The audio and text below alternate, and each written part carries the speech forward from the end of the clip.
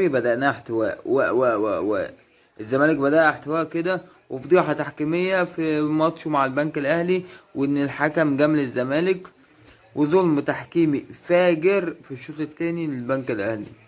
طيب ما في طرد محمد عواد يا أبو حميد، إيه ما خدتش بالك منه؟ خدت بالي منه والله.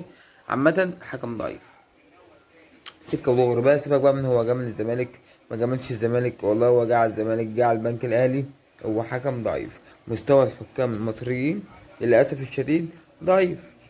شوف، مشان أهلاوي بحب الأهلي، أعز الأهلي، أكره الزمالك، أكرهه بكرهه. مش بحب الأهلي وخلاص والزمالك يحترم، لا أنا بكره الزمالك.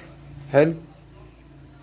الزمالك النهارده أو الحكم بتاع ماتش الزمالك النهارده كان حكم ضعيف، أخطاء تحكيمية فجرة، فجرة يا جدع، وقلة الأدب وقبيحة كمان.